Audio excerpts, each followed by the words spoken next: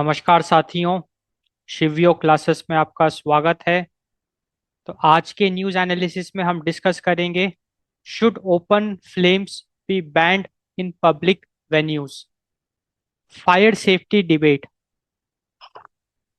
तो आज के न्यूज़ एनालिसिस में गंभीर विषय पे चर्चा करेंगे, that is fire safety.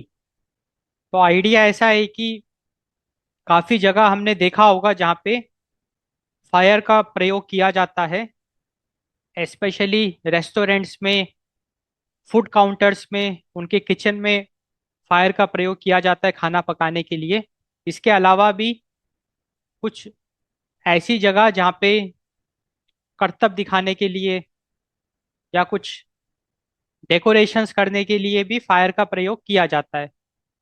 And Switzerland में एक बार के अंदर इसी प्रकार से फायर का प्रयोग किया गया for some recreational activity. And उस फायर की वजह से वो पूरे बार में आग लग गई। एंड वहीं से ये फायर सेफ्टी का डिबेट निकल के आया, should open flames be banned in public venues. क्या पब्लिक वेन्यू में ओपन फ्लेम्स को बैन कर देना चाहिए? क्योंकि अगर उन ओपन फ्लेम्स की वजह से अगर आग लगती है तो at the end of the day आम आदमी को सबसे ज्यादा नुकसान पहुंचता है, क्योंकि आग लगेगी तो लोगों की जान भी जा सकती है, जान की भी हानि हो सकती है।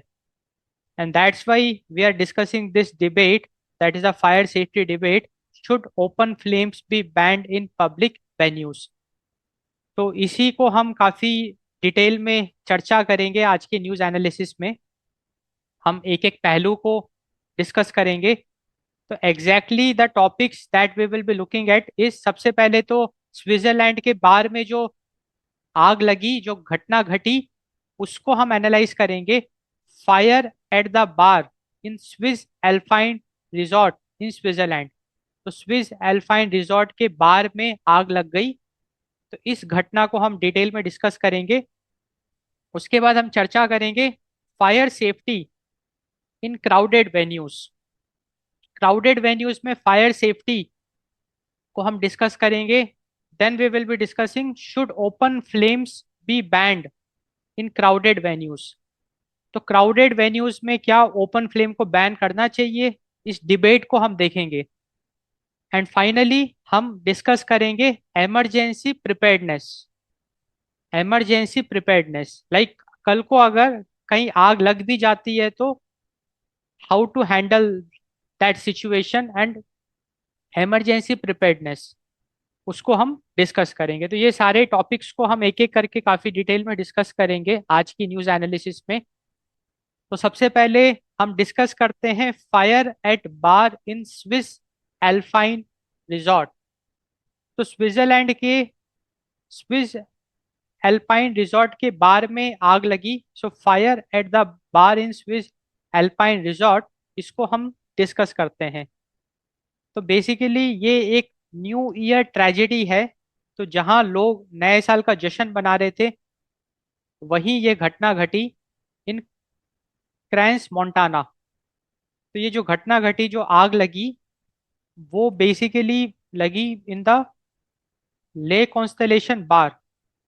The name of the bar is Le Constellation bar and it is located in Crans Montana, Crans Montana in Switzerland. तो अगर हम ले कॉन्स्टलेशन बार की बात करें तो ये काफी वहाँ का पॉपुलर बार है। It is known for night life venue. And new year के दौरान तो आप समझ सकते हैं कि पूरी कचाकच भीड़ वहाँ पे लगी होगी।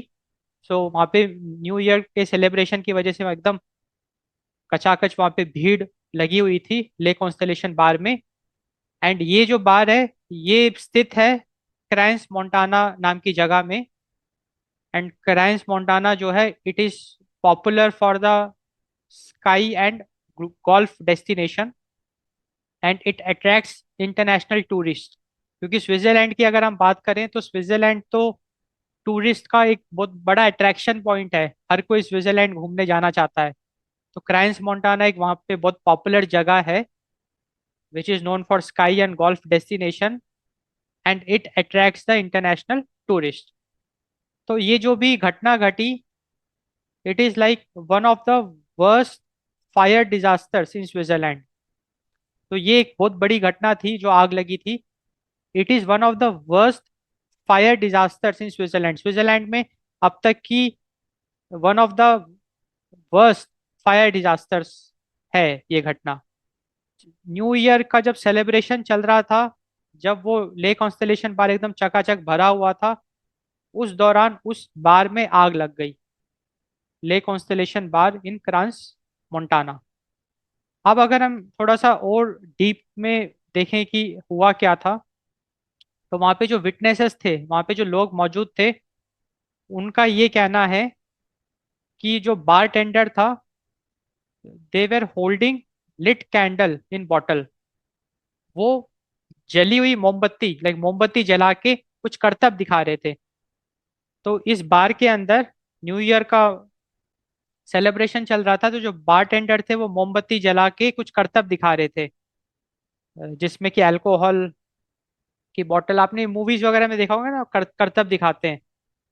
उसी करतब के दौरान कुछ आग, हो सकता है कुछ अल्कोहल की छींटें इधर उधर चली गई एंड उसने आग पकड़ लिया।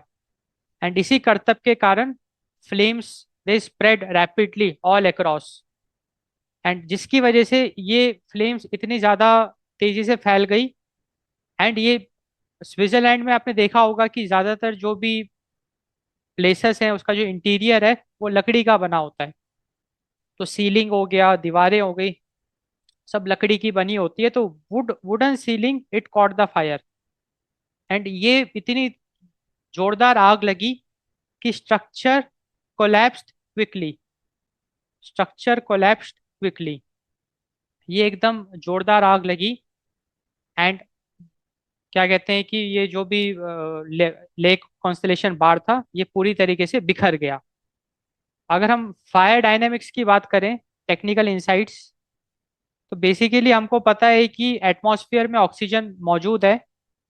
तो जैसे ही थोड़ी सी भी आग पकड़ती है तो वो फैलती है, because of the combustible gases accumulation.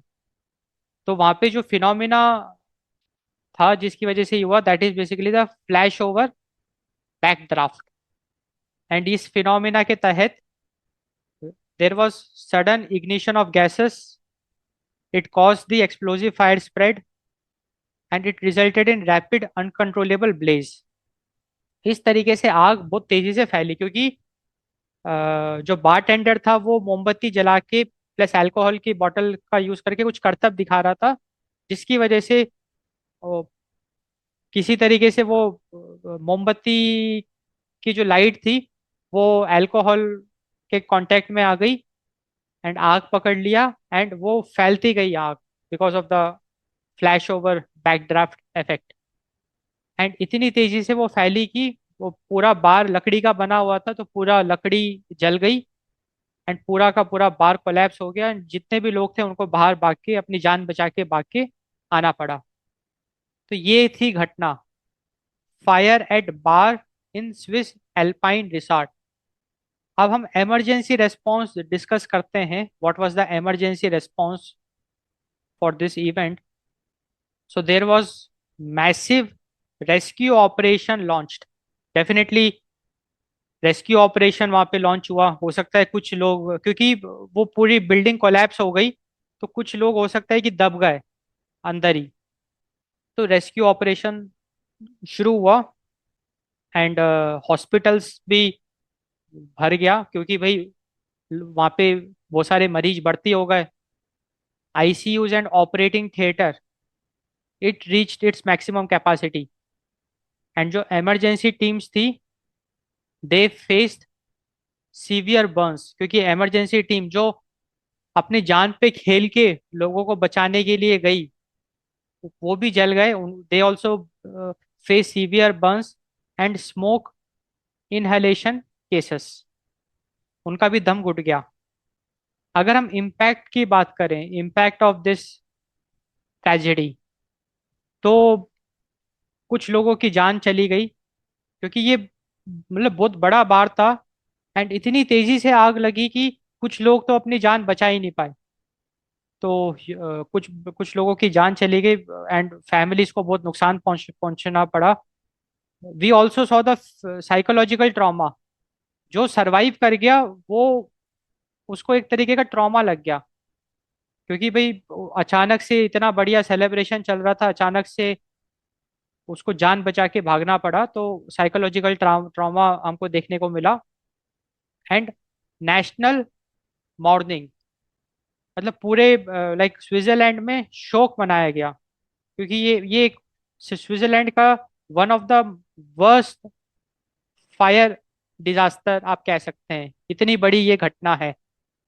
तो there was shock across Switzerland.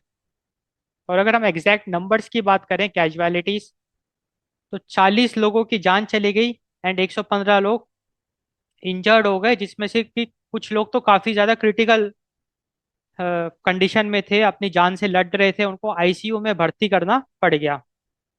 तो हमने देखा fire at bar in Swiss alpine resort. तो स्विट्जरलैंड में स्विस एल्पाइन रिसॉर्ट, जो कि क्राइस मोंटेना में मौजूद है, वहां पे ली कॉन्स्टेलेशन बार में जब बार टेंडर कुछ करतब दिखा रहा था यूजिंग द कैंडल लाइट, आग फैल गई, आग लग गई। वो पूरा का पूरा जो बार है, जो लकड़ी का बना हुआ था, कोलैप्स कर गया। बहुत सारे लोग वहाँ पे न्यू ईयर सेलिब्रेशन कर रहे थे। 40 से ज्यादा लोगों की मौत हो गई उस फायर ट्रेजेडी की वजह से। 115 लोग इंजर्ड हो गए, हॉस्पिटल्स में उनको भर्ती कराना पड़ गया। एंड ये एक तरीके का स्विट्जरलैंड का अब तक का one of the worst fire incident है। एंड पूरे स्विट्जरलैंड में मौन, लाइक शॉक मनाया गया। तो हम डिस्कस करेंगे fire safety in crowded venues. Fire safety in crowded venues. तो देखो, अगर हम fire safety in crowded venues की बात करें, लाइक भीड़ भाड़ वाली जो जगह होती है, पब्लिक प्लेसेस होती है, वहाँ पे फायर सेफ्टी बड़ा इंपॉर्टेंट है। क्योंकि आप इमेजिन करो कि भीड़ भाड़ वाली जगह में अगर अचानक से आग लग जाए, तो कितना बड़ा वो डिजास्टर हो सकता है। तो fire safety in crowded venues is something जो कि प्रशासन हमेशा उसको कंसिडर करता है। एंड आम आदमी को भी इसकी जानकारी होनी चाहिए, अवेयरनेस होनी चाहिए कि क्राउडेड वेन्यूज में फायर सेफ्टी हम कैसे कर सकते हैं। तो वही अभी हम डिस्कस करेंगे, fire safety in crowded venues. तो fire safety in crowded venues is a complex discipline that integrates proactive risk assessment. तो प्रोएक्टिव रिस्क असेसमेंट का मतलब पहले से ही रिस्क को भांप लेना। मतलब पहले से ही हमको आइडिया लग जाना चाहिए कि कहाँ कहाँ पे आग लग सकती है, what can be the sources of the fire. जैसे मान के चलो कोई मैच होने वाला है, क्रिकेट मैच होने वाला है, या कोई इवेंट होने वाला है, पब्लिक इवेंट जहाँ पे बहुत सारा मास गैदरिंग होगा। तो we have to identify the potential points, sources जहाँ पे आग लग सकती है, एंड उसी को टेक केयर करना है। So that is the proactive risk assessment. Advanced technology, इसको अभी आगे हम डिस्कस करेंगे। टेक्नोलॉजी की मदद से भी हम फायर सेफ्टी कर सकते हैं। And strategic crowd management. तो तीन यहाँ पे बहुत महत्वपूर्ण चीजें हैं जिसको हम डिटेल में डिस्कस करेंगे। तो अगर हम fire safety in crowded venue की बात करते हैं, तो तीन आयाम हैं। पहला आयाम है रिस्क असेसमेंट। जो भी वो पब्लिक प्लेस है, वहाँ पे हमको रिस्क असेसमेंट करना है, वहाँ पे हमको एक चेकलिस्ट बनानी है कि कहाँ कहाँ पे आग लग सकती है। उसको हम कह सकते हैं हॉटस्पॉट्स।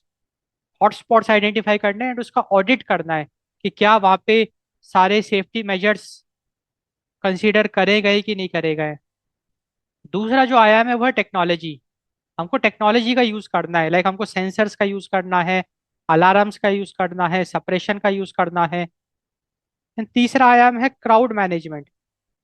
क्राउड मैनेजमेंट का मतलब मान के चलिए कि कोई एक पब्लिक इवेंट हो रहा है, लाइक किसी पॉलिटिशियन की रैली हो रही है, कल को अचानक से कुछ अगर आग लग जाती है, तो स्टैम्पेड हो जाएगा, क्योंकि इतनी भीड़ होगी वहां पे। तो हमको प्रॉपर फायर एग्जिट्स देने होंगे। आपने देखा होगा कि जो भी पब्लिक प्लेसेस होती है, ऑडिटोरियम्स होते हैं, वहां पे फायर एग्जिट होता है। तो फायर एग्जिट का मतलब ही यही है कि कल को अगर आग लग जाए तो उस रास्ते से आप इवैक्यूएट हो सकते हो। तो that is the crowd management, the flow, the communication, staff training. तो जो हाई ऑक्यूपेंसी स्पेसेस है, इन हाई ऑक्यूपेंसी स्पेसेस की अगर हम एग्जांपल की बात करें, स्टेडियम्स, जैसे क्रिकेट ग्राउंड हो गया, फुटबॉल ग्राउंड हो गया, स्टेडियम्स हो गए आपके, theatres, malls. So these are public places, these are high occupancy spaces जहाँ पे की मास ऑडियंस आती है। अगर हम थिएटर की बात करें तो एक भीड़ आती है पिक्चर देखने, मॉल में एक भीड़ जाती है शॉपिंग करने, टाइम स्पेंड करने। तो high occupancy spaces, so in high occupancy spaces the primary danger is often not the fire itself but the uncontrolled crowd movement caused by panic। तो हाई ऑक्यूपेंसी स्पेसेस में जो main खतरा है वो है uncontrolled crowd movement, क्योंकि अगर आग लगी तो आग तो बुझाई भी जा सकती है।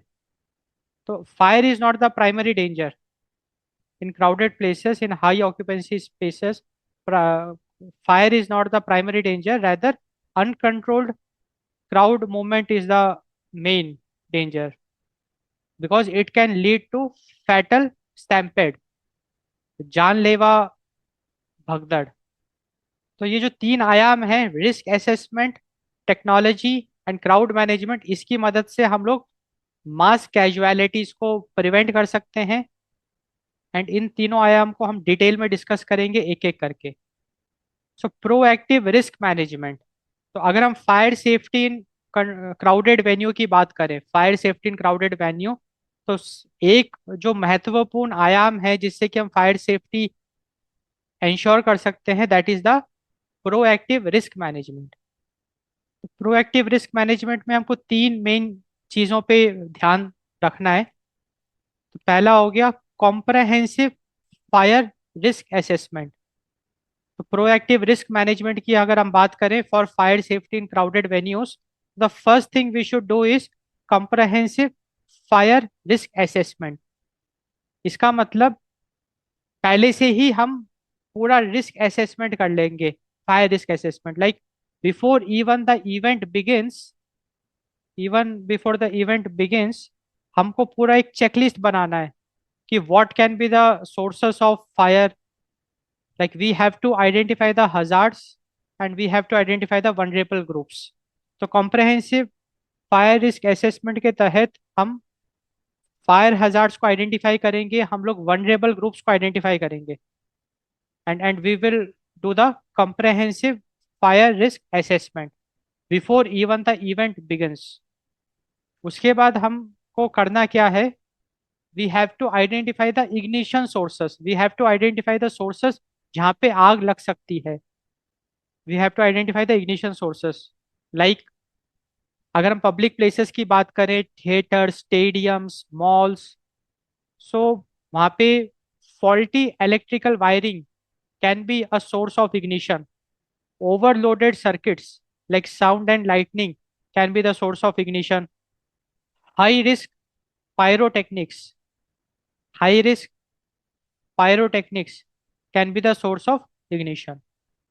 तो तीसरा बहुत इंपॉर्टेंट पहलू है, that is the flammable materials and compartmentation. तो प्रोएक्टिव रिस्क मैनेजमेंट के तहत हमको सारे के सारे फ्लेमेबल मटेरियल्स को आइडेंटिफाई करना है। लाइक टेम्पररी स्ट्रक्चर्स की अगर हम बात करें, टेंट्स हो गए, स्टेजेस हो गए, डेकोरेटिव्स हो गए, ये सब फ्लेमेबल मटेरियल है। फ्लेमेबल मटेरियल का मतलब ऐसे मटेरियल जो आग पकड़ सकते हैं। एंड ये जो फ्लेमेबल मटेरियल है, they must be made of fire retardant materials। These flammable materials must be made of fire retardant materials। And उसके बाद we have to focus on compartmentation। compartmentation का मतलब ये है कि हमको safety evacuation देना होगा। Like we have to make use of the fire doors, fire resistant structures। So use of fire doors and fire resistant structures to slow the spread of flames, to slow the spread of flames and smoke, giving occupants more time to escape। हमको fire doors and fire resistant structures का भी प्रयोग करना होगा, जिससे कि अगर आग लग भी जाती है तो लोगों के पास काफी पर्याप्त समय होगा अपनी जान बचाने का। तो अगर हम प्रोएक्टिव रिस्क मैनेजमेंट की बात करें for fire safety in crowded venues, तो हमने देखा कि जो भी पब्लिक प्लेस है, हमको कंप्रहेंसिव फायर रिस्क असेसमेंट करना होगा, जहाँ पे कि we have to identify the hazards, vulnerable groups, we have to identify all the ignition sources, जहाँ पे आग लग सकती है, which can be the source of the fire, like the faulty electrical wiring, overloaded circuits, like the sound lightning and high risk pyrotechnics. And उस public place में जो भी फ्लेमेबल मटेरियल्स होंगे उसको आइडेंटिफाई करना बहुत जरूरी है, लाइक कपड़ों के बने मटेरियल्स हो गए, टेंट्स हो गए, स्टेजेस हो गए, डेकोरेशंस हो गए। And we have to make sure कि they should be fire retardant. उसमें हमको कोई ऐसा केमिकल छिड़कना होगा, या that should be made of such kind of a material which should be fire retardant. And हमको कंपार्टमेंटेशन भी करना होगा, जिसके तहत we have to use fire doors and fire resistant structures which can slow down the spread and which can give more time to escape. So this is the proactive risk management for the fire safety in crowded venues. Detection and suppression systems for fire safety in crowded venues. तो अगर हम detection and suppression systems की बात करें for the fire safety in crowded venues, तो जो modern venues हैं, modern जो पब्लिक प्लेसेस हैं, it rely on a combination of active and passive fire protection। तो मॉडर्न वेन्यूज में हमारे पास एक्टिव फायर प्रोटेक्शन होता है और पैसिव फायर प्रोटेक्शन होता है। so in modern venues we have a combination of active fire protection and passive fire protection। Intelligent detection, intelligent detection का मतलब है कि we should make use of sensors, जिसकी मदद से हम फायर इंसिडेंट्स को तुरंत डिटेक्ट कर सकें। सो traditional alarms should be supplemented by AI driven predictive systems। So traditional alarms should be supplemented by AI driven predictive systems like EvacuNet that analyzes the sensor data like the temperature, carbon dioxide level, TVOC, and to identify fire threats before ignition। तो intelligent detection का मतलब ये है कि आग लगने से पहले ही जो भी पोटेंशियल सोर्सेस ऑफ इग्निशन है, वहां पे अगर हम स्पेशल सेंसर्स इन्वॉल्व कर लें, लगा दें, तो उस सेंसर के डेटा से हमको पता चल जाएगा कि यहाँ पे आग लग सकती है। क्योंकि देखो, जब भी आग लग रही होगी तो टेम्परेचर फ्लक्चुएट करेगा, CO2 फ्लक्चुएट करेगा, TVOC फ्लक्चुएट करेगा। तो ये जो पैरामीटर्स होंगे ये फ्लक्चुएट करेंगे, एंड सेंसर के डेटा से हम बहुत इजीली इन फ्लक्चुएशंस को मेजर कर सकते हैं using AI models. And we can identify the fire even before the ignition। We can identify the fire threats even before the ignition। Suppression equipment दूसरा जो बहुत इंपॉर्टेंट पहलू है for the detection and suppression system. तो detection system तो हमने देखा कि इंटेलिजेंट डिटेक्शन, हमको AI ड्रिवन प्रिडिक्टिव सिस्टम्स का यूज करना है, लाइक इवैक्यूनेट। एंड अब हम सप्रेशन सिस्टम की बात करेंगे। तो सप्रेशन सिस्टम का मतलब ये है कि अगर आग लग जाती है तो हम कैसे आग को सप्रेस करें। So for suppression system we should consider using sprinkler systems. हमको स्प्रिंकलर सिस्टम्स का प्रयोग करना चाहिए। तो ये स्प्रिंकलर सिस्टम्स क्या करेंगे, जैसे ही कहीं भी आग लगेगी हमको स्ट्रेटेजिक लोकेशंस में ये स्प्रिंकलर्स लगाने चाहिए। दे शुड ऑटोमेटिकली कंट्रोल और extinguish fires in high occupancy areas। So in high occupancy areas, these sprinkler systems should automatically control or extinguish fires। We should also make use of kitchen suppression। So specialized systems for food courts and restaurant areas to handle grease fires। So kitchen suppression is a specialized systems which are used for food courts and restaurant areas जहाँ पे कि जो food courts होते हैं, restaurants होते हैं, जहाँ पे किचन में खाना बनता है, वहां पे अगर कल को गलती से अगर आग पकड़ ले, तो किचन सेपरेशन क्या करेगा, उस आग को सप्रेस कर देगा। तो स्प्रिंकलर सिस्टम्स हमने देखा, किचन सेपरेशन सिस्टम्स हमने देखा। And then we should also consider strategic extinguishers. ये आपने जरूर देखा होगा। तो काफी जगहों पे, स्ट्रेटेजिक लोकेशंस में हम फायर एक्सटिंग्विशर्स को माउंट कर देते हैं। तो these are portable units mounted in visible accessible locations. And this extinguishers can be water, CO2, foam और ग्लास के फॉर किचन। तो इन एक्सटिंग्विशर का काम यही है कि कल को अगर कहीं आग लग जाती है तो इन एक्सटिंग्विशर की मदद से आग को बुझाया जा सकता है। तो हमने सप्रेशन इक्विपमेंट को डिटेल में देखा कि अगर कल को, मतलब कोई भी अगर पब्लिक प्लेस है, वहां पे हमको स्ट्रेटेजिक लोकेशंस में स्प्रिंकलर सिस्टम्स इंस्टॉल करने चाहिए। किचन्स में, फूड कोर्ट एरियाज में एंड रेस्टोरेंट्स में किचन सेपरेशन सिस्टम हमको यूज करना चाहिए। एंड पब्लिक प्लेसेस में, स्ट्रेटेजिक लोकेशंस में हमको फायर एक्सटिंग्विशर्स डिप्लॉय करने चाहिए।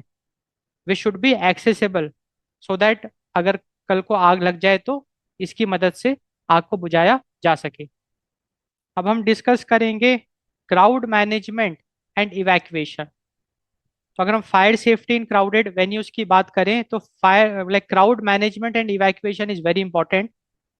तो now let us see how we can manage the crowd and evacuate the crowd अगर कहीं आग लग जाती है तो। So evacuating thousands of people requires more than just open doors. It requires orderly movement. तो यहाँ पे orderly movement is very important. तो अगर हम क्राउड मैनेजमेंट एंड इवैक्यूएशन की बात करें तो exit capacity is something which is very important. Exit capacity, so fire codes require that exit widths are calculated based on the total occupant load to prevent bottlenecks. तो देखो बात ऐसी है कि जो गैदरिंग होगी, जितना बड़ा पब्लिक स्पेस होगा, जितनी ज्यादा वहां पे गैदरिंग होगी, उसके हिसाब से हमको फायर एग्जिट कैपेसिटी कैलकुलेट करना होगा। ये एक बहुत इंपॉर्टेंट बात है। तो so the exit widths should depend on the total occupant load. जितने ज्यादा ऑक्यूपेंट्स होंगे, जितनी ज्यादा ऑक्यूपेंसी होगी पब्लिक स्पेस की, उतना ज्यादा एग्जिट विड्थ हमको कवर करना पड़ेगा। तो इसका एक एग्जांपल हम देखते हैं। मान के चलिए कि एक बहुत हाई ऑक्यूपेंसी जगह है जहाँ पे कि 5,000 लोग गैदर करते हैं। लाइक मान के चलिए एक बहुत बड़ा मॉल है जहाँ पे 5,000 लोग विजिट कर सकते हैं। तो अगर किसी भी हाई ऑक्यूपेंसी जगह में अगर 5,000 लोग इकट्ठा हो रहे हैं, तो उस जगह में कम से कम 50 एग्जिट पॉइंट्स होने चाहिए। अगर 50 एग्जिट पॉइंट्स हैं तो हर एग्जिट पॉइंट का जो साइज है वो 100 इंच होना चाहिए। तो एग्जिट कैपेसिटी, जो एग्जिट विड्थ है, that should B 100 inches. 100 inch का एग्जिट विड्थ होना चाहिए। सो this is the exit capacity. दूसरा बहुत महत्वपूर्ण आयाम for the crowd management in evacuation is the clear signage and lighting. तो जहां भी एग्जिट होगा वहां पे क्लियर साइन लगाना बहुत जरूरी है। लाइक आपने देखा होगा, जरूर आपने देखा होगा कि जो पब्लिक प्लेसेस होते हैं वहां पे फायर एग्जिट होता है, एग्जिट होता है। ऑडिटोरियम्स हो गए, लेक्चर हॉल्स हो गए, मॉल्स हो गए, वहां पे हमको एग्जिट बोर्ड देखने को मिलता है। एंड वो काफी चमकता है। तो clear signage and lightning, so illuminated and photoluminescent exit signs must be visible even if power fails or smoke fills the air. तो ये जानबूझ के इतने अच्छे मटेरियल से ये बनाया जाता है सो दैट अगर बिजली चली भी जाए या अगर धुआं भी आ जाए तो भी ये दिखे। इसमें तीसरा जो महत्वपूर्ण आयाम है with regards to crowd management and evacuation, it is the staff training and roles. Staff training and roles, so designated fire wardens, typically one for every 250 people. So we should have a designated fire warden, typically one for every 250 people, should be trained to guide crowds calmly and operate equipment using the pass technique. And what is the pass technique? Pass technique is the pull, aim, squeeze, sweep. तो basically जो fire extinguisher है, इसको operate करने के लिए एक पास technique होती है। तो सबसे पहले पुल करिए, फिर एम करिए, फिर स्क्वीज करिए, फिर स्वीप करिए। तो अब आइडिया ऐसा है कि जो भी हाई ऑक्यूपेंसी स्पेसेस है, हर 250 लोगों के लिए एक फायर वार्डन होना जरूरी है। तो अगर 5000 लोग हैं तो कम से कम 20 फायर वार्डन्स होने चाहिए। किसी मॉल की कैपेसिटी अगर 5000 है तो उस मॉल में फुल टाइम 20 फायर वार्डन्स को एम्प्लॉय करना पड़ेगा एंड उनको स्ट्रेटेजिक लोकेशंस में डिप्लॉय करना पड़ेगा, सो दैट अगर आग लग भी जाती है तो वो एक्शन ले सके। एंड उनको पास टेक्निक की ट्रेनिंग भी देनी है, जहाँ पे कि ये जो भी फायर एक्सटिंग्विशर है उसको कैसे यूज करते हैं, कैसे ऑपरेट करते हैं, कैसे मैनेज करते हैं, वो उनको सिखाना है। Human behaviour awareness, human behaviour awareness. So planners must account for exit choice psychology, where people often try to leave the same way they entered, even if a closer fire exit is available. तो यहाँ पे जब भी हम high occupancy spaces को design करते हैं तो हमको एग्जिट चॉइस साइकोलॉजी पे भी हमको फोकस करना पड़ेगा। तो एग्जिट चॉइस साइकोलॉजी ये कहती है कि ये पाया गया है कि लोग जिस रास्ते से आते हैं उसी रास्ते से जाना पसंद करते हैं, despite of near by close exist, despite of that they ignore it and they want to choose the same way they entered. So this is the exit choice psychology. And इससे होगा क्या कि अगर आप सिर्फ एक एंट्री पॉइंट बनाते हो, तो ये इसीलिए बहुत इंपॉर्टेंट है। आप इमेजिन करो कि एक हाई ऑक्यूपेंसी स्पेस है, उसमें एक एंट्री पॉइंट है, कल को कोई दुर्घटना घटती है तो सब लोग उसी से एग्जिट करना चाहेंगे, डिस्पाइट 10 एग्जिट पॉइंट्स और भी मौजूद है, बट लोग जहां से आए थे वहीं से वापस जाना चाहेंगे। That is the exit choice psychology. तो वहां पे फिर हमको स्ट्रेटेजिकली इसको डील करना पड़ेगा, या तो जहां से आए थे उस गेट को बंद कर दें सो दैट फिर लोग नियर बाई एग्जिट पॉइंट से एग्जिट हो ले। So we have to consider that. So this is the crowd management and evacuation for fire safety in crowded venues. अब हम डिस्कस करेंगे सेफ्टी टिप्स फॉर अटेंडीज। तो अगर हम किसी भी हाई ऑक्यूपेंसी पब्लिक स्पेस में विजिट करते हैं, लाइक क्रिकेट स्टेडियम हो गया, मॉल हो गया, मूवी थिएटर हो गया, फायर सेफ्टी के कुछ इंपॉर्टेंट पॉइंट्स हमको like we should be aware of, तो वही अभी हम डिस्कस कर रहे हैं। तो सबसे पहले we should scan the area. तो आप किसी भी पब्लिक प्लेस में जाते हो, कहीं भी जाते हो, आप एरिया को जरूर स्कैन करो, आप आसपास देखो, एंड आप कम से कम 2 एग्जिट पॉइंट्स जरूर आप लोकेट करो। So you scan the area and locate at least 2 exits immediately upon entering. तो आप किसी भी पब्लिक प्लेस में जाते हो, आप रेस्टोरेंट में भी जा रहे हो या हाई ऑक्यूपेंसी स्पेस में किसी के किसी किसी ऑडिटोरियम में जा रहे हो to to attend a event, movie देखने जा रहे हो, तो आप 2 फायर एग्जिट आइडेंटिफाई कर लो। Avoid sitting in the middle. कोशिश करो कि आप फायर एग्जिट के पास बैठो, अगर आपके पास चॉइस है तो कोशिश करो कि आप फायर एग्जिट के पास बैठो। So if possible try not to sit in the middle of a long aside, rather sit close to the fire exit, so that अगर कोई ऐसी घटना घटती है तो आप बहुत इजीली एस्केप कर सकते हो। तीसरा बहुत इंपॉर्टेंट पॉइंट है, that is respond immediately.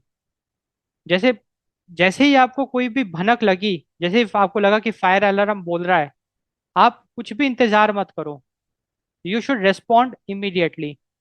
So never ignore a fire alarm, क्योंकि देखो फायर अलार्म जो होता है ना, कहीं भी अगर आग लगी तो वो तुरंत डिटेक्ट करता है और आग बहुत तेजी से फैलती है, और अगर आप तुरंत एक्शन नहीं लोगे तो बहुत लेट हो सकता है। तो जैसे ही फायर अलार्म बोले तो respond immediately to a fire alarm. And चौथा बहुत इंपॉर्टेंट पॉइंट, क्रॉल लो। मान के चलिए कि कहीं बहुत ज्यादा आग लग गई है, धुआं ही धुआं हो गया है, कि किसी हाई ऑक्यूपेंसी स्पेस में आग ऑलरेडी लग चुकी है एंड धुआं ही धुआं हो गया है, तो आप तुरंत नीचे बैठ जाओ, नीचे बैठ के आप एग्जिट करो। So crawl low and exit. इससे आपको फायदा ये मिलेगा कि in a smoke filled room oxygen is closest to the floor. क्योंकि अगर जब धुआं भर जाता है ना तो ऑक्सीजन नीचे बैठ जाता है। अगर आप नीचे नहीं बैठोगे ना तो ऑक्सीजन की कमी की वजह से आप बेहोश हो सकते हो। ऑक्सीजन की कमी की वजह से लोग बेहोश हो जाते हैं। इसलिए जहां बहुत ज्यादा धुआं भर गया, आप नीचे बैठ जाओ। नीचे बैठ जाने से क्या होगा, कम से कम ऑक्सीजन आपको मिलता रहेगा एंड आप क्रॉल करके एग्जिट मार लो। So drop and crawl to your exit. तो ये बहुत इंपॉर्टेंट हमने सेफ्टी टिप्स डिस्कस करे कि कल को अगर कहीं भी आग लग जाती है, मतलब these are the things we should be aware of, these are the safety tips जिसको हमको अच्छे से याद कर लेना है एंड प्रैक्टिस करना है। किसी भी आप पब्लिक स्पेस में जाते हो, किसी भी हाई ऑक्यूपेंसी स्पेस में जाते हो, सबसे पहले आप पूरे पब्लिक स्पेस को स्कैन करो। आप मॉल में जा रहे हो, आप मूवी देखने जा रहे हो, आप कोई इवेंट अटेंड करने जा रहे हो, just scan and locate the two fire exits. आप दो फायर एग्जिट्स को लोकेट करो। कोशिश करो कि आप फायर एग्जिट के पास बैठो, अगर पॉसिबल हो तो कोशिश करो कि आप फायर एग्जिट के पास बैठो, आप बीच में मत बैठो। फिर respond immediately to fire alarm. जैसे ही आपको कोई फायर अलार्म जैसी आवाज सुनती है, आप तुरंत रेस्पॉन्ड करके भाग जाओ वहां से। एंड अगर किसी जगह में, किसी हाई ऑक्यूपेंसी स्पेस में ऑलरेडी आग लग चुकी है एंड धुआं ही धुआं हो गया है, तो क्रॉल लो। आप नीचे बैठ के क्रॉल करके आप एग्जिट कर लो। इससे क्या होगा, आप बेहोश नहीं होगे, क्योंकि जब स्मोक फिल हो जाता है कमरे में तो ऑक्सीजन जो है वो नीचे बैठ जाता है। So these are the safety tips. अब हम देखेंगे, should open flames be banned in crowded venues. तो क्या क्राउडेड वेन्यूज में ओपन फ्लेम्स को बैन कर देना चाहिए? If we look at like should open flames be banned in crowded venues, तो ये जो क्वेश्चन है, it is a subject of intense debate between absolute safety advocates and those who value cultural और atmospheric traditions। तो क्या open spaces में, जो crowded venues हैं, वहां पे क्या ओपन फ्लेम्स को बैन कर देना चाहिए? ये एक डिबेट का मुद्दा है। कुछ लोग तो कहेंगे कि बैन कर देना चाहिए, सेफ्टी फर्स्ट। एंड जो लोग थोड़ा कल्चरली अलाइंड है, वो इसको अलाउ नहीं करेंगे, क्योंकि ओपन फ्लेम्स का एक कल्चरल सिग्निफिकेंस भी हमको देखने को मिलता है। स्पेशली अगर हम इंडिया की बात करें तो हम लोग हवन करते हैं, आरती वगैरह करते हैं, वहाँ पे भी ओपन फ्लेम्स इन्वॉल्व है। या फिर वेस्टर्न कल्चर की अगर आप बात करो तो जैसे बार टेंडर्स वगैरह कुछ करतब दिखाते हैं, वहाँ पे ओपन फ्लेम्स हम देखते हैं। या और भी जगहों पे ओपन फ्लेम्स का यूज होता है। तो open flames has a cultural angle to it and a security angle to it. So that's why ये जो क्वेश्चन है, should open flames be banned in crowded venues, it is a question of intense debate. ये एक debate का question है। कुछ लोग agree करेंगे कि ओपन फ्लेम्स को बैन कर देना चाहिए, बट वहीं कुछ लोग ऐसे भी होंगे जो कहेंगे कि नहीं, ओपन फ्लेम्स को बैन नहीं करना है बिकॉज ऑफ कल्चरल सिग्निफिकेंस। तो अब हम दोनों पहलुओं को डिस्कस करते हैं। तो जो सबसे पहले हम डिस्कस करते हैं, the case for a ban. Like now we will discuss कि why open flames should be banned in crowded venues. So we are discussing the safety first approach. So if we look from the safety perspective, open flames should be banned in crowded venues. क्योंकि अगर हम crowded venues की बात करें, अगर आग लगती है तो वो बहुत तेजी से फैलती है। So we can see the rapid fire spread. So open flames can lead to rapid fire spread. So in crowded venues, fire can double size in every 30 seconds. तो हर 30 सेकेंड जो आग है वो अपना साइज डबल कर सकती है। So in open, like in crowded venues, fires it spread very rapidly, fire can double in size every 30 seconds. Open flames can easily ignite combustible materials. तो ओपन फ्लेम्स की वजह से जो भी कंबस्टिबल मटेरियल्स है, ऐसे मटेरियल्स जो जल सकते हैं, like stage props, curtains, decorations, वो बहुत इजीली आग पकड़ सकते हैं एंड आग फैल सकती है। तो हमको ये बात बिल्कुल समझ में आ गई कि ओपन फ्लेम से क्या खतरा है। ओपन फ्लेम बहुत तेजी से फैल सकता है क्योंकि आसपास जितने भी कंबस्टिबल मटेरियल है, they can catch the fire and they can get burn down, and the fire can double in size every 30 seconds. So, with open flames, we can have rapid fire spread, and it's a very big safety concern. Safety point of view से rapid fire spread एक बहुत बड़ा खतरा है। Panic and trampling. तो why open flame should be banned? Because open flame की वजह से एक डर का माहौल क्रिएट होता है। In high occupancy spaces, the sight of an uncontrolled flame can trigger a stampede effect। जैसे मान के चलिए कि एक बहुत कचाकच भरा एक हाई ऑक्यूपेंसी स्पेस है, लाइक कोई स्टेडियम है या कोई एक इवेंट है जहाँ पे बहुत सारा भीड़ इकट्ठा है। अगर वहाँ पे अनकंट्रोल्ड फ्लेम अगर लोग देख लेते हैं, लोग अगर आग आग की लपटें देख लेते हैं, तो वो घबरा के वहाँ पे अफरा तफरी फैल जाएगी, स्टैम्पेड हो जाएगा, जिसमें लोग एक दूसरे को कुचल देंगे। So the sight of uncontrolled flame triggers stampede effect, which creates panic and stampede. And this panic can often leads to fatal crushing at exits, which is more often deadly than the fire itself.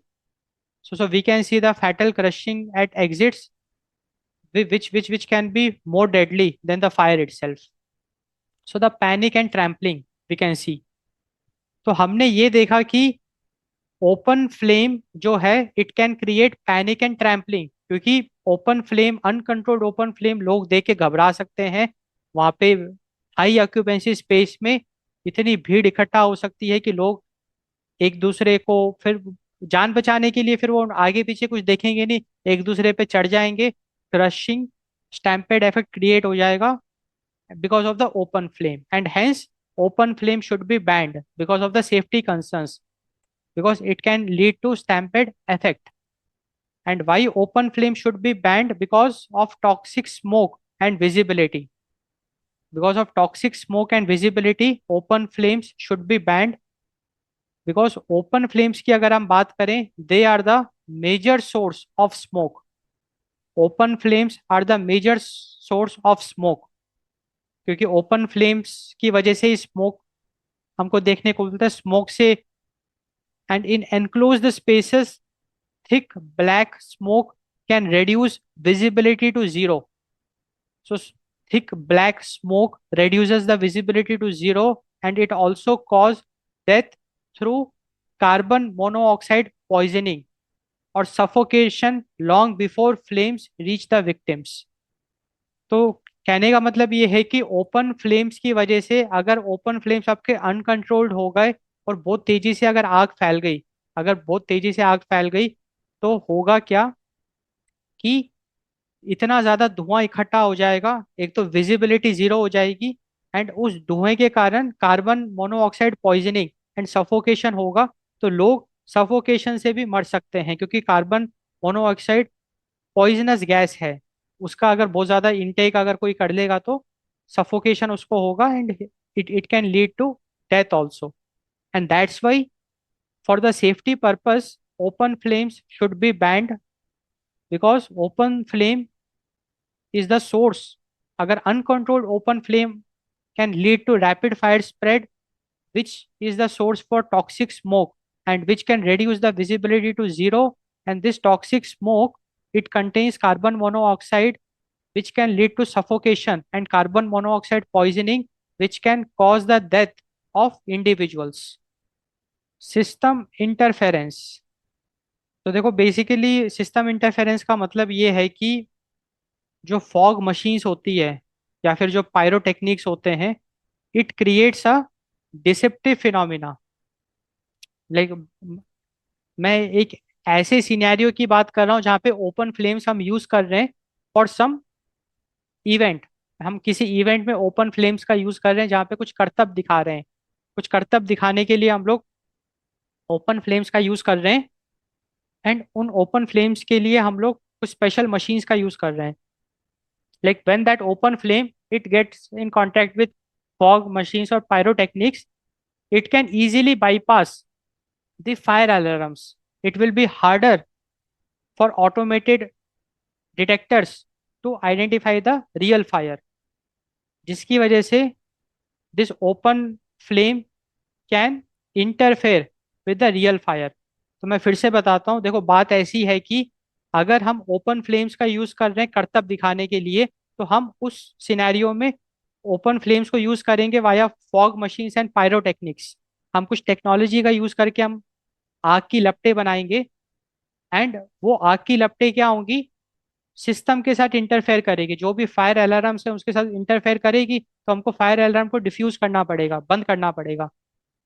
And इससे क्या होगा कि जो real fire होगा हम उसको भी identify नहीं कर पाएंगे। रियल फायर के जो इंसिडेंट्स होंगे वो बहुत इजीली बाईपास हो जाएंगे and it can lead to a disaster.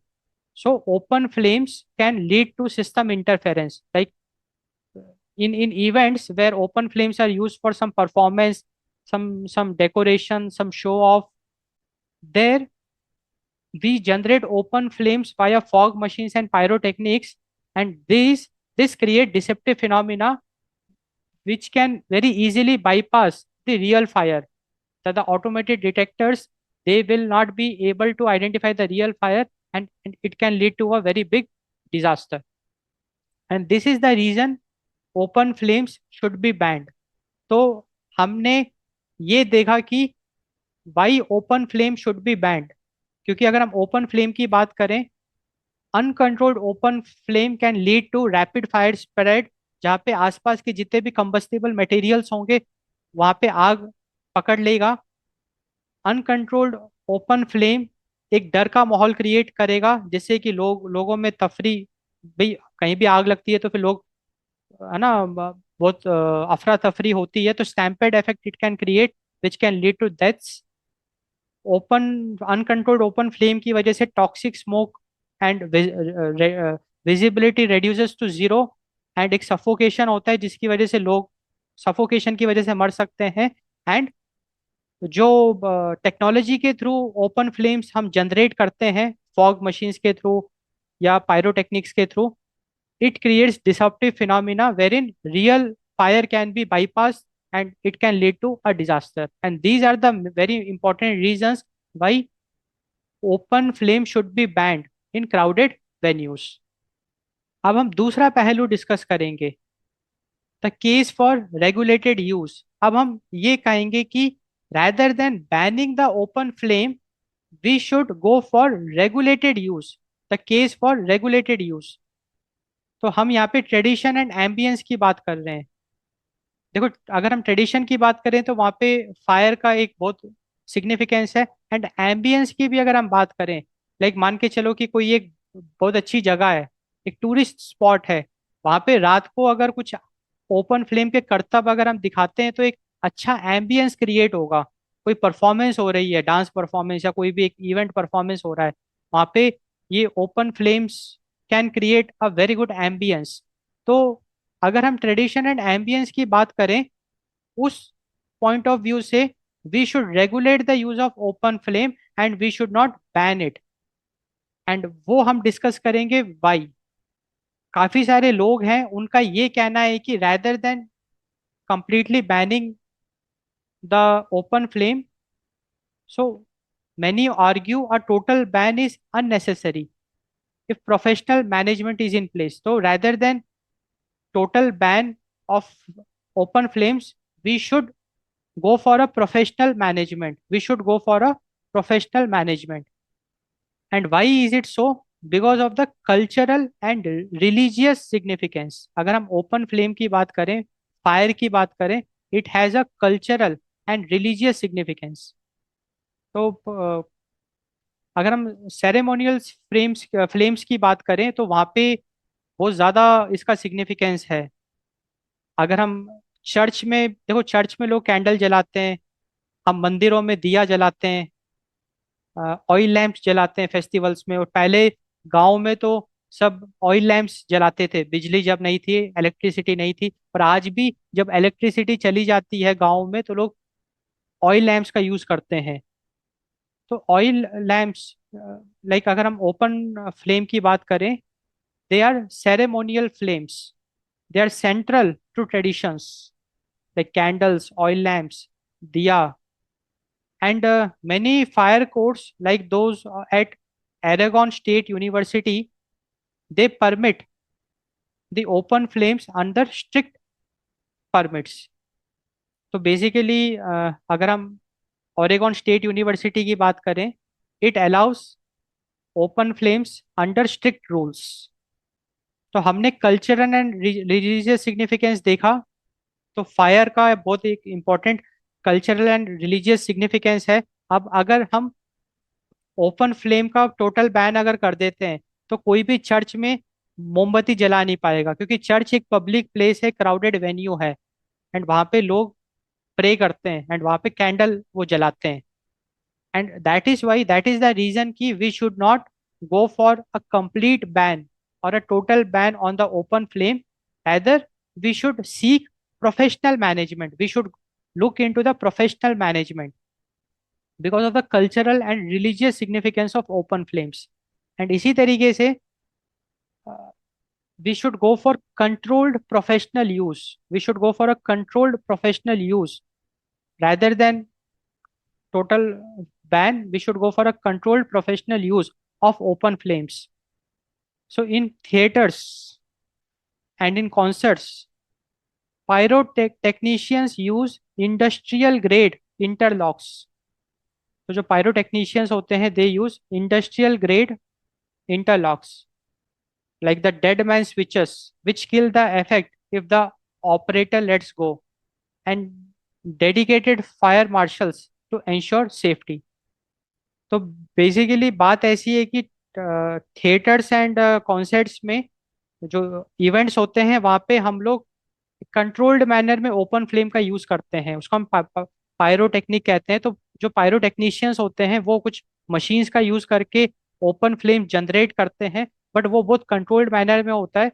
अगर ओपन फ्लेम अनकंट्रोल्ड हो गया तो with the click of buttons, like they have a dead man switch, उसको प्रेस करते ही सारा का सारा फ्लेम अपने आप न्यूट्रलाइज हो जाएगा। एंड इसको कहते हैं कंट्रोल्ड प्रोफेशनल यूज। तो अब हमको बिल्कुल बात समझ में आई। हम यहाँ पे एम्बियंस की बात कर रहे हैं। जैसे कोई अगर स्टेज परफॉर्मेंस हो रही है, कोई कॉन्सर्ट हो रहा है, तो वहाँ पे एक ओपन फ्लेम का एक इट क्रिएट्स अ एम्बियंस। या कोई टूरिस्ट प्लेस है वहाँ पे open flame can create an ambiance. So rather than a total ban on the open flame, if we advocate for a professional management, professional तरीके से अगर हम यूज करें, लाइक अगर हम पायरोटेक्नीशियंस को इन्वॉल्व करें एंड वो अपने मशीन से जो ओपन फ्लेम जनरेट करेंगे उसको बहुत इजीली कंट्रोल किया जा सकता है। And we will be having dedicated fire marshals also. कल को अगर चीजें बिल्कुल हाथ से निकल गई तो fire marshals will take care of abrupt situations to ensure the safety. So that is a controlled professional use. So rather than going for a total ban, we should go for controlled professional use, and we should allow open flames in crowded venues.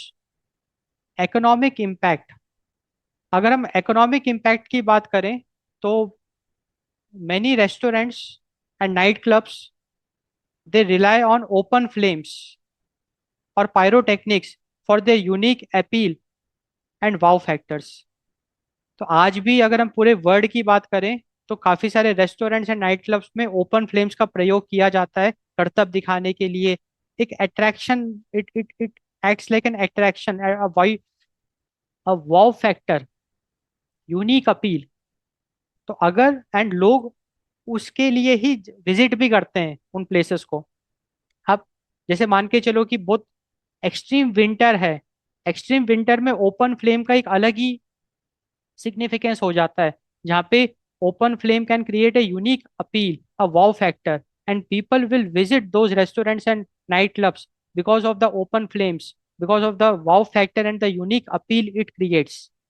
And अगर हम open flame को पूरी तरीके से ban कर देते हैं तो एक इकोनॉमिक इम्पैक्ट भी देखने को मिलेगा। वो सारे रेस्टोरेंट्स वो ठप हो जाएंगे, वहां पे लोग जाएंगे ही नहीं, क्योंकि वहां पे वो ओपन फ्लेम्स की वजह से जाते थे। जो unique appeal and wow factor create होता था उसकी वजह से वहां पे जाते थे, एंड फिर वो वहां पे जाना बंद कर देंगे। And this is also one of the reason economic impact कि we should not go for a total ban. And अगर हम टोटल बैन कर देते हैं ओपन फ्लेम्स का, तो आप इमेजिन करो कि रेस्टोरेंट्स की किचन कैसे ऑपरेट होगी, या फूड कोर्ट्स की किचन कैसे ऑपरेट होगी, क्योंकि restaurants food courts they are the part of crowded venue, and we cannot ban the total ban हम लगा नहीं सकते हैं। तो अब तो the moral of the story यही है कि rather than going for the total ban, we should go for a regulated use, professional management of open flames in crowded venues. अब हम डिस्कस करते हैं modern alternatives, the middle ground. तो देखो, middle ground यही है कि we should not go for a total ban on the open flames in crowded venues. Crowded venues में ओपन फ्लेम्स को बैन नहीं करना चाहिए, रैदर उसको कंट्रोल करना चाहिए, रेगुलेट करना चाहिए। एंड हम रेगुलेट कैसे कर सकते हैं? Using the technology, using the modern alternatives. Modern alternatives की मदद से हम ओपन फ्लेम्स को रेगुलेट कर सकते हैं in crowded venues. Like we can use LED and kinetic lighting. We can use LEDs and kinetic lighting. So high powered LEDs, light emitting diodes. So high powered light emitting diodes, it can mimic the flicker and the warmth of real flames. तो हम real flames को use करने की बजाय अगर हम high powered LEDs का use करें एंड काइनेटिक लाइटिंग का यूज करें, तो it will give an effect of open flame, but in reality it will not be the real flame, but it will give an effect of the open flame.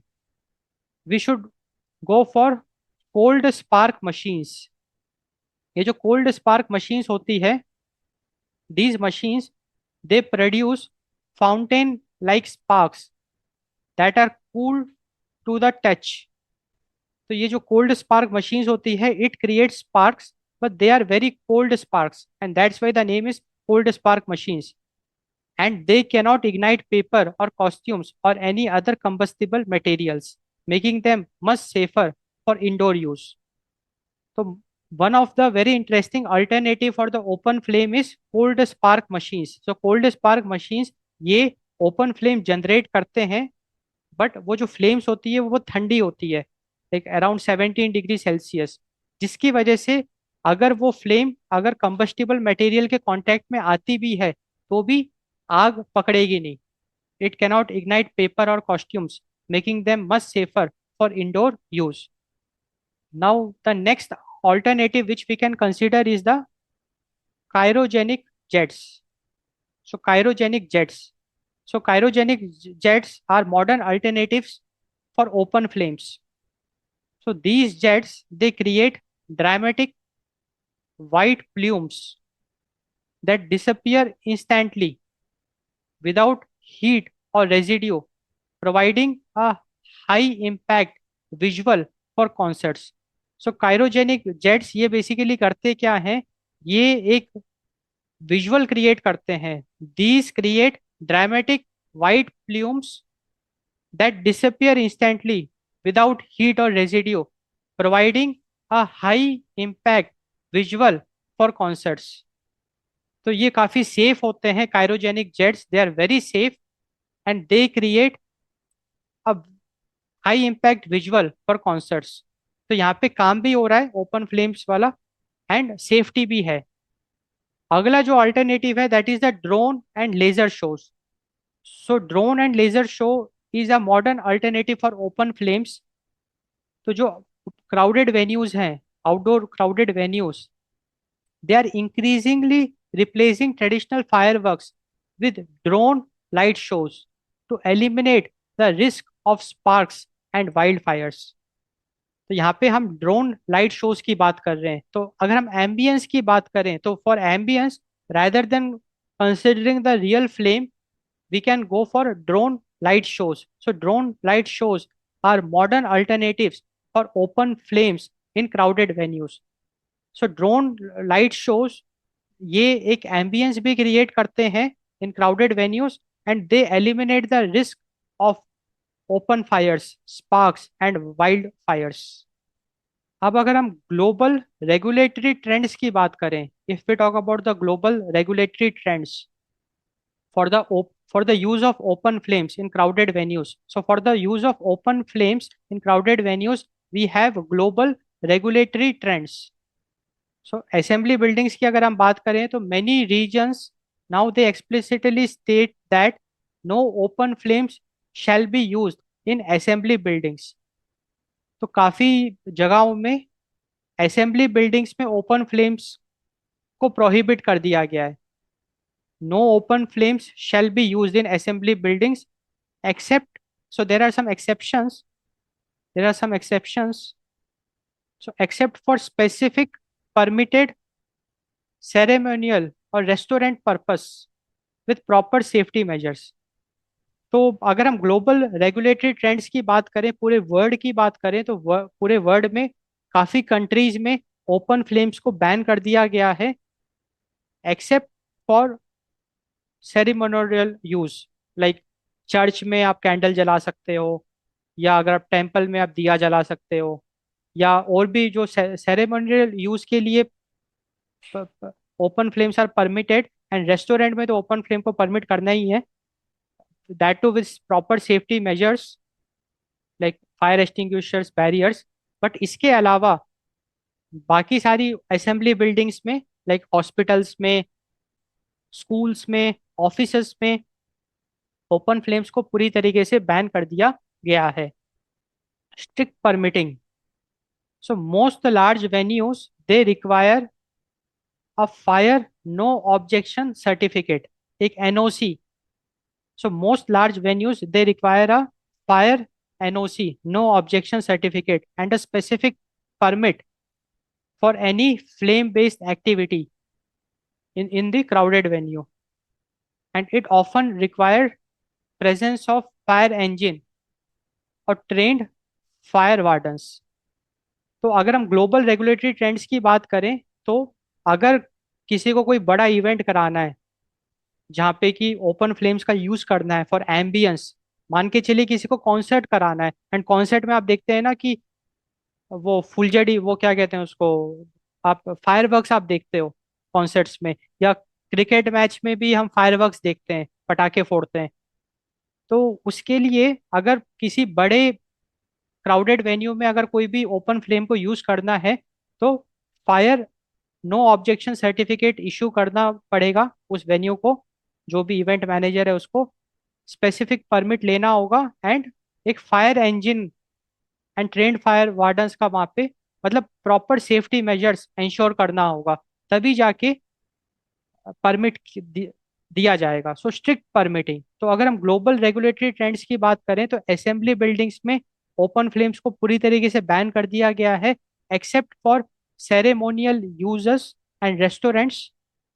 And अगर किसी को open flame use करना है in crowded venue for any event purpose, then strict permitting, उसको safety measures ensure करने पड़ेंगे, and क्या कहते हैं कि स्ट्रिक्ट परमिटिंग, उसको fire no objection certificate issue करना पड़ेगा। इस तरीके से ही विल बी अलाउड। तो these are the global regulatory trends. तो अगर हम इस डिबेट को फिर से डिस्कस करें, अगर हम इसको समराइज करें कि should open flames be banned in crowded venues, so if we talk about should open flames be banned in crowded venues, so there are people who says yes, जो सेफ्टी एडवोकेट्स हैं। So from the safety point of view, there are people who say that open flames should be totally banned in crowded venues because of the risk of rapid fire spread. क्योंकि जब open flame uncontrolled हो जाता है तो आग फैल जाती है, कंबस्टेबल मटेरियल्स में आग पकड़ लेती है, हाई ऑक्यूपेंसी स्पेसेस में अगर आग फैलती है तो it will create a stampede, it will be very difficult to evacuate. हमने काफी सारे हिस्टोरिकल एग्जांपल्स भी देखे हैं जहाँ पे open flames in crowded venues have led to disaster. तो जो एडवोकेट फॉर एब्सोल्यूट सेफ्टी है, they want open flame to be totally banned, and there are people who say that open flame should not be banned. अगर हम cultural significance की बात करें, tradition की बात करें, एम्बियंस की बात करें, तो there are people who don't want the flames to be totally banned, rather they are telling कि आप ओपन फ्लेम्स को प्रोफेशनली मैनेज करो with safety measures and don't ban it. So people who are saying no for the total ban of open flames in crowded venues because of the cultural significance of the open flames. Open flames create ambiances, ambience atmospheres, economic impact on venues, क्योंकि काफी सारे restaurants and night clubs open flame के करतब की वजह से चलते हैं। It creates a wow factor, appeal. So banning open flames can have an economic impact on venues, and these people, they say that open flames should be used, like we should go for a regulated use of open flames rather than banning it completely. अब अगर हम current landscape की बात करें, current landscape and alternatives की अगर हम बात करें, तो जो मॉडर्न फायर कोड्स हैं, अगर हम ग्लोबल रेगुलेटरी ट्रेंड्स की बात करें, तो we are increasing the restrictions. मतलब कि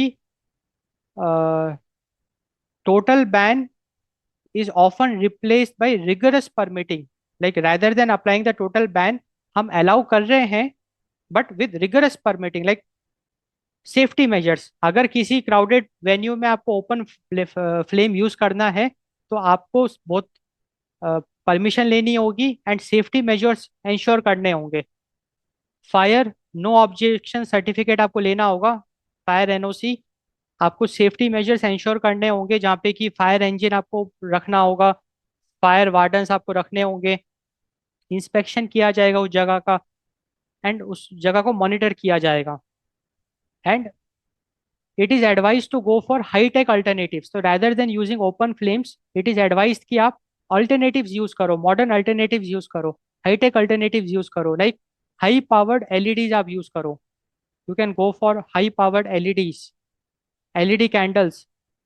आप ड्रोन लेजर्स का यूज करो, ड्रोन लाइट शोज का आप यूज करो, ड्रोन लेजर शोज का आप यूज करो, कोल्ड स्पार्क मशीन्स का आप यूज करो, and these are very safe. It creates open flame effects but very very safe as compare to real open flames. अब हम डिस्कस करेंगे इमरजेंसी प्रिपेयर्डनेस। इमरजेंसी प्रिपेयर्डनेस कि कल को अगर दुर्घटना घट जाती है तो हमको प्रिपेयर रहना होगा, तो that is what emergency preparedness is. So emergency preparedness की अगर हम बात करें, emergency preparedness is the continuous process of anticipating, planning, and training to minimize the impact of disasters। तो इमरजेंसी प्रिपेयर्डनेस एक कंटिन्यूअस प्रोसेस है। ये एक ऐसा प्रोसेस है जो निरंतर चलता रहता है, and it is the continuous process of anticipating, कि हम पहले से तैयार हैं, हम एंटिसिपेट कर रहे हैं कि दुर्घटना घट सकती है कभी भी। So it is a continuous process of anticipating, it is a continuous process of planning. हम प्लान बनाते हैं, जैसे कोई इवेंट हो रहा है तो हम चौकन्ना है कि कभी भी दुर्घटना घट सकती है। So we are anticipating the disaster. Open flame की वजह से इन अ क्राउडेड वेन्यू हम एक फायर डिजास्टर एंटिसिपेट कर रहे हैं, एंड हम कंटिन्यूअसली प्लान भी बना रहे हैं। अच्छा, ये इवेंट हो गया, ये इवेंट हो गया, तो we are planning and we are training to minimize the impact of disasters। So that is what is emergency preparedness is all about। So emergency preparedness, it is defined by a four-phase life cycle। So it is defined by a four-phase life cycle: mitigation, preparedness, response, recovery। तो इन four phases को हम detail में discuss करेंगे। Mitigation, preparedness, response and recovery. So emergency preparedness एक continuous process है of anticipating, planning and training. The goal is to minimise the impact of disasters. And emergency preparedness को हम 4 phase में करते हैं, एंड ये साइकिल है, 4 फेज साइकिल है, जहाँ पे कि हम मिटिगेशन करते हैं. Mitigation is all about preventing the incident, preparedness, response and recovery. तो अब हम डिस्कस करते हैं the 4 phases of emergency management. So an effective strategy must address every stage of a potential crisis to ensure a rapid and orderly transition back to normalcy. So the 4 phase की अगर हम बात करें तो पहला phase है mitigation. Mitigation is all about preventing the incident. Prevention. Prevention is better than the cure. So mitigation is basically actions taken to reduce the long-term risk of a hazard. So mitigation includes reinforcing building structures like earthquake resistant designs or establishing strict zoning and fire codes. तो अगर हम emergency preparedness की बात करें तो जो पहला phase है दैट इज मिटिगेशन. तो हम एक लॉन्ग टर्म सोच रहे हैं एंड हम कुछ ऐसे कदम उठा रहे हैं जिससे कि दुर्घटना घटे ही ना. तो that is mitigation. Mitigation is preventing the disaster from happening. कल को अगर अर्थक्वेक आ जाता है, अगर हम अर्थक्वेक रेजिस्टेंट बिल्डिंग स्ट्रक्चर्स अगर हम यूज करते हैं, तो अगर दुर्घटना घटती भी है तो कोई ज्यादा उसका इम्पैक्ट हमको देखने को मिलेगा नहीं. सो that is preventing the impact, preventing the impact of the disaster. So that is mitigation. So actions taken to reduce the long-term risk of a hazard is mitigation. So we should establish strict zoning, fire codes, and we should reinforce building structures like earthquake resistant designs. So in the 4 phase emergency management, the second phase is the preparedness. So preparedness is the cycle of planning, organizing and equipping. Like preparedness is का मतलब है कि we are prepared, कि हम चौकन्ना है, we are anticipating a disaster because we know कि disaster कभी भी अक्कर हो सकता है. तो preparedness is all about anticipating, planning, organizing and equipping. And the key activities of preparedness, it involves writing emergency action plans, maintaining survival kits and conducting regular drills. क्योंकि दुर्घटना कभी भी घट सकती है तो हम इमरजेंसी एक्शन प्लान के साथ तैयार रहते हैं. We are maintaining the survival kits. कल को अगर दुर्घटना घट जाती है तो we can survive. And conducting regular drills are the part of preparedness. अगर हम the 4 phases of emergency management की बात करें, so the third phase is the recovery. So recovery की अगर हम बात करें, efforts to restore essential services and rebuild infrastructure. तो recover from the impact of the disaster. कहीं डिजास्टर हो गया एंड डिजास्टर की वजह से काफी जान हानि हुई, नुकसान हुआ, and now recovering from the losses. Efforts to restore essential services and efforts to rebuild the infrastructure is the part of the recovery. And recovery includes damage assessment. Recovery includes damage assessment, financial assistance, and psychological support for survivors. So that is the recovery. And अगर हम 4 phases of emergency management की बात करें, fourth phase की बात करें, that is the response. So response is the immediate reaction to save lives and protect property. कल को अगर डिजास्टर अक्कर हो जाता है तो then the immediate reaction taken to save lives and protect property is the response. And response is often managed via incident command system. It is often managed via incident command system to coordinate first responders and distribute medical care. तो response का मतलब है immediate reaction to save lives and protect property, and response involves incident command system to coordinate first responders and distribute medical care. तो हमने ये देखा कि अगर हम इमरजेंसी प्रिपेयर्डनेस की बात करें, it is a continuous process of anticipating, planning and training to minimise the impact of disaster. So it is a four phase life cycle. The first phase is the mitigation, जहाँ पे कि हम prevention की बात करते हैं, हम long term सोचते हैं. Actions taken to reduce the long term risk of a hazard, that is prevention. We establish strict zoning, fire codes, reinforce building structures.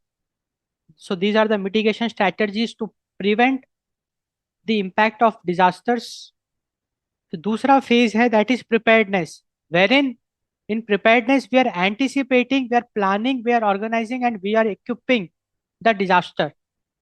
And in preparedness we are ready with the emergency action plans, we maintain survival kits, and we conduct regular drills.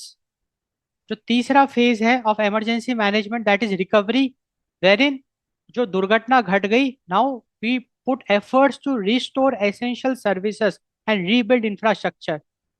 We do the damage assessment, we do the financial assistance, and we do the psychological support for survivors. And जो चौथा है that is the response, the immediate reaction to save lives and protect property, that is the response. जो fourth phase is the response, की अगर दुर्घटना घटती है तो what is the immediate reaction to save lives and protect property. तो हम incident command system का यूज करके we coordinate the first responders and distribute the medical care. So this is the four phase of emergency management. अब हम discuss करेंगे core components of a preparedness plan. Core components of a emergency preparedness plan. So if we talk about core components of an emergency preparedness plan, this emergency preparedness plan is basically a robust plan which is documented and regularly updated. So it is a documented and regularly updated plan based on the drills and feedback.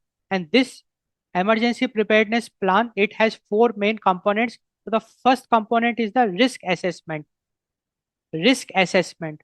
तो अगर हम risk assessment की बात करें, it's all about identifying the likely threats like the natural threats, man-made threats, health-related threats. So identifying the likely threats and evaluating the potential impact of those threats. So that is the risk assessment. Risk assessment में हम basically करते क्या है कि हम likely threats को identify करते हैं कि what can be the possible natural disasters, man-made disasters and health-related disasters which we can see in a region over a period of time. And then we will also evaluate the potential impact of those disasters. So that is the risk assessment. So risk assessment is one of the core component of an emergency preparedness plan. Now the second very important core component of an emergency preparedness plan, it is the communication systems. So we establish reliable methods to inform occupants of danger. सो communication system का मतलब है we establish reliable methods to communicate danger to the occupants. कहीं अगर tsunami आने वाली है, कहीं बाढ़ आने वाला है, कहीं बहुत तूफान आने वाला है, तो हम पहले से उनको आगाह कर देते हैं कि भाई. So that is the communication system establishing reliable methods to communicate occupants of the danger. And these communication systems may involve alarms, PA systems, mobile alerts. So that is the second core component of emergency preparedness plan, communication systems. तो पहले हम risk assess करते हैं, फिर हम communication systems को setup करते हैं. Now the third very important core component of emergency preparedness plan is the defined roles. So in defined roles, we assign specific duties to the staff. We assign specific duties to the staff, such as fire wardens, incident controllers, and we ensure that they are trained and ensure cross training. Defined role. So in emergency preparedness plan, we define the role wherein we assign specific duties to the staff members, like हम fire wardens, incident controllers, ऐसे हम specific roles specify करते हैं. And also we ensure कि they are trained so that अगर कोई disaster होता है तो they can handle it efficiently. And the fourth very important core component of an emergency preparedness plan is the evacuation procedures. कल को अगर कहीं दुर्घटना घटती है तो हम इवैक्यूएट कैसे करेंगे, सो that is the evacuation procedures. So mapping clear well lit egress routes to designated assembly points where head counts can be taken. So that is the evacuation procedures. कल को अगर कहीं दुर्घटना घटती है तो we should be able to map clear well lit egress routes, designated assembly points to conduct head counts. So we have evacuation procedures in place. तो हमने देखा core components of emergency preparedness plan. अगर हम emergency preparedness plan की बात करें तो ये एक documented and regularly updated plan है based on the drills and the feedback. And इस इमरजेंसी प्रिपेयर्डनेस प्लान के चार मेन कंपोनेंट्स होते हैं. पहला कंपोनेंट है risk assessment, wherein we identify the likely threats, man-made threats, natural threats, health-related threats in a region over a period of time. हम उसको identify करते हैं and we also evaluate the potential impact of that threat. So that is the risk assessment. And the second very important core component of emergency preparedness plan is the communication system, wherein we establish reliable methods to communicate danger to the occupants. And those reliable methods include alarms, mobile alerts, PA systems. Now, the third very important core component of emergency preparedness plan is the defined roles, जहाँ पे कि हम specific duties assign करते हैं to the staff like fire wardens, incident controllers, and we also ensure cross training. And the fourth very important component of emergency preparedness plan is the evacuation process, wherein we map clear, well-lit routes कि कैसे हम evacuate करेंगे. कल कल को अगर कोई दुर्घटना घटती भी है तो what is the evacuation process we should consider. So these are the core components of an emergency preparedness plan. अब emergency preparedness में human behavior and crowd psychology also plays a very important role. When we talk about emergency preparedness, human behavior and crowd psychology also plays a very important role, because emergency planners, they should move beyond the myth of mass panic to understand how actually people respond. So now we will look at human behavior and crowd psychology with regards to emergency preparedness. So social resilience. So studies of events like the 7/7 London bombings, अगर हम कुछ real examples की बात करें like 7/7 London bombings, these events, it shows that strangers often become altruist and cooperative rather than selfish. तो जब भी कोई दुर्घटना घटती है तो लोग एक दूसरे की मदद करते हैं. अनजान लोग भी एक दूसरे की मदद करते हैं. जो strangers also they become cooperative and not selfish. तो ये एक बहुत इंपॉर्टेंट हमको बात समझनी है. अगर हम इमरजेंसी प्रिपेयर्डनेस की बात करें तो ये पाया गया है सोशल रिजिलियंस, जहाँ पे कि अगर कोई भी दुर्घटना घटती है तो लोग एक दूसरे की मदद करते हैं, वो अनजान लोगों की भी मदद करते हैं. So strangers often become cooperative and not selfish. So we can see a social resilience. So this is something very interesting. Human behavior and crowd psychology we can see during any disaster. Herding behavior. So people may instinctively follow a crowd. तो जब भी कोई दुर्घटना घटती है तो हम ये देखते हैं कि जो लोग होते हैं वो क्राउड को फॉलो करते हैं. इवन वहां पे अगर बहुत भीड़ भी होगी तो भी उसको फॉलो करते हैं. अगर हमको लगता है कोई तुक नहीं है वहां जाने का तो भी जहां भीड़ जाती है वहीं लोग भी जाते हैं. तो ये एक क्राउड साइकोलॉजी हम डिस्कस कर रहे हैं. Human behaviour and crowd psychology for emergency preparedness. तो ये देखा गया है कि जब भी कोई दुर्घटना घटती है, कोई एक डिजास्टर होता है तो लोग क्राउड को फॉलो करते हैं and that is a herding behaviour. हमने सोशल रिजिलियंस देखा, हर्डिंग बिहेवियर देखा. Now will see situational awareness. अगर हम सिचुएशनल अवेयरनेस की बात करें तो panic it typically only occurs when escape time is severely compressed. Panic typically occurs when escape time is severely compressed and options are perceived as limited. तो देखो, जब लोगों के पास बचने का समय काफी कम होता है एंड ऑप्शंस उनके पास लिमिटेड होते हैं, तब हमको पैनिक देखने को मिलता है। तो that is the situational awareness aspect. Like जब भी कोई दुर्घटना घटती है तो ये देखा गया है कि जो लोग होते हैं, जो विक्टिम होता है, वो बचने का पूरा प्रयास करता है, और अगर उसके पास लिमिटेड ऑप्शंस हैं और बहुत कम टाइम है उसके पास, कहीं बहुत तेजी से आग फैल रही है, तो there he has got a very less escape time, limited escape time and limited options, then वहां पे हमको पैनिक देखने को मिलता है। तो लोग वहां पे स्टैम्पेड इफेक्ट हमको देखने को मिलता है, क्योंकि अगर एक क्राउडेड वेन्यू में अगर अचानक से आग लग जाती है तो लोग एक दूसरे को क्रश कर देते हैं, stampede effect, because of the panic. And panic gets created only when there is a limited escape time and escape options are very limited.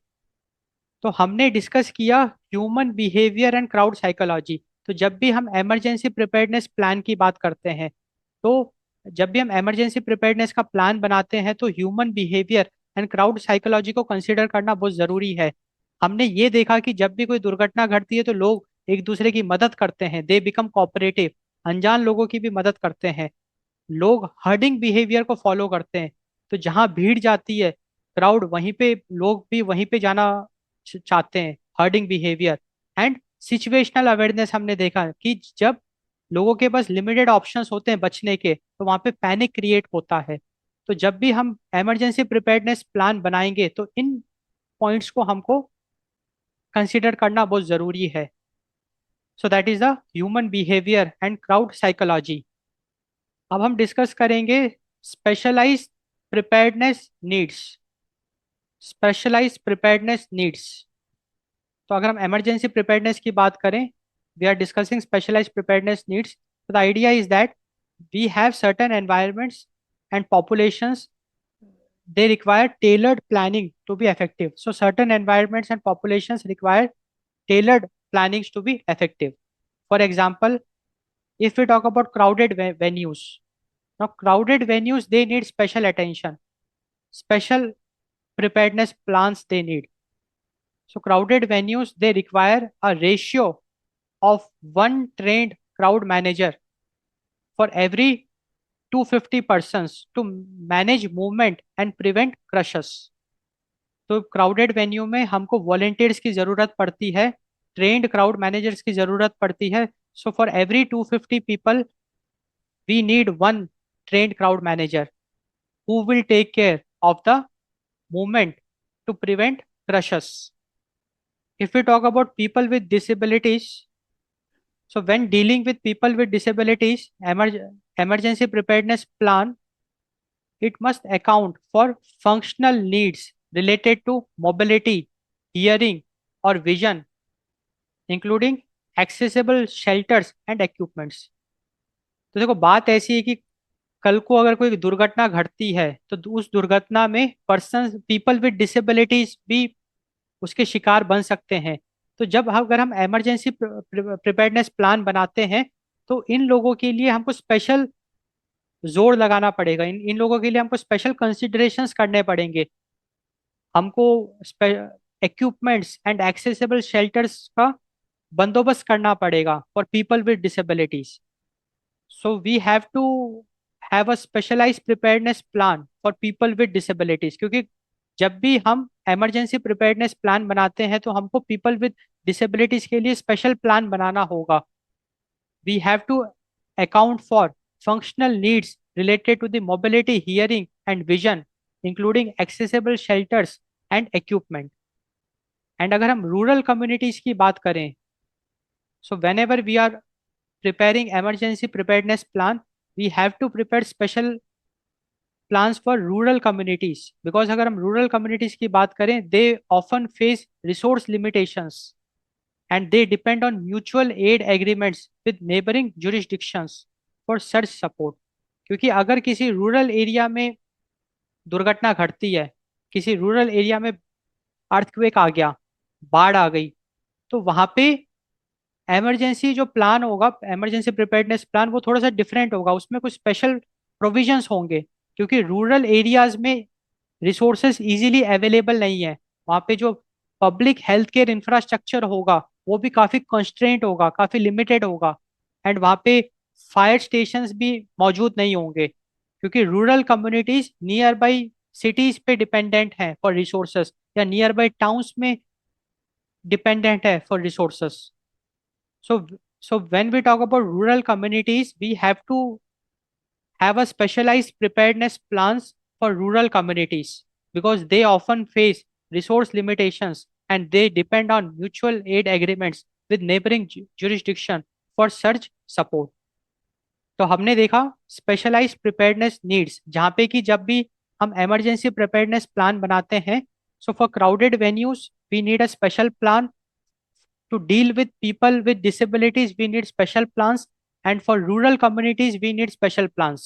We need specialized preparedness needs to deal with certain environments and populations. तो साथियों, finally हम लोगों ने ये news analysis complete कर ली. हमने काफ़ी detail में इस मतलब एक बहुत गंभीर विषय पे चर्चा करी. हमने देखा कि कैसे क्राउडेड वेन्यूज में कोई भी ट्रेजेडी घट सकती है, स्पेशली द ओपन फायर.